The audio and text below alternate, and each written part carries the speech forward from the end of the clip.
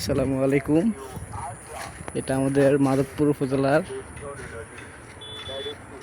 এই যে আলাকপুর গ্রামের মডেল মসজিদ। এটা বাংলাদেশের 64 জেলার যতগুলো থানা আছে প্রত্যেকটা উপজেলাতেই এরকম করে সেম মডেলের একটা করে মসজিদ আছে। মসজিদগুলো দেখতে অনেক আকর্ষণীয়, অনেক সুন্দর। আপা মসজিদগুলো দিয়ে গেছে, কিন্তু বলে নাই যে এই মসজিদগুলো সৌদি আরবের পক্ষ থেকে আসছে। আমরা তো জানতাম আফা যাওয়ার আগ পর্যন্ত এই মসজিদগুলো আফা নিজের সরকারি অনুদান থেকে দিয়েছে,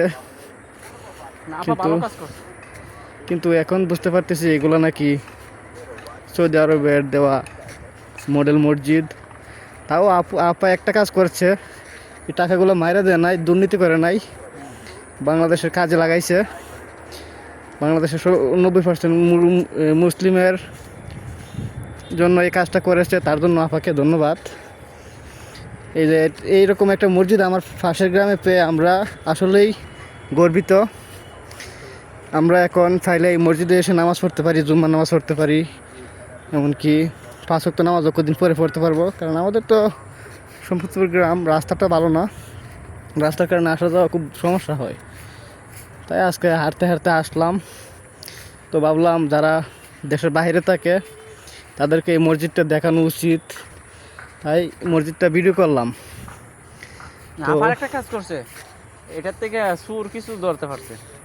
যেমন টাকা লাগছে 17 লাখ, এই জায়গা লাগাইছে 30 লাখ, সুর কিছু জন্মাইতে পারছে, টাকা খাইছে। 17 লাখ আর 30 লাখের মধ্যে পার্থক্যটা কেমনে করলি? তুই তো উল্টা কইছস। সরি, কোটি লাখের উপরে গেছে।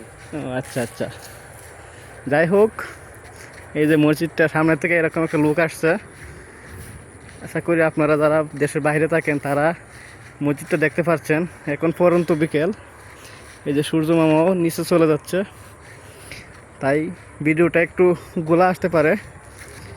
সবাই আমার ভুল হলে ক্ষমা সুন্দর দৃষ্টিতে দেখবেন।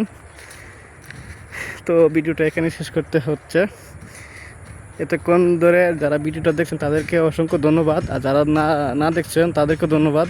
আশা করি পরের বার ভিডিও দেখবেন। আসসালামু আলাইকুম।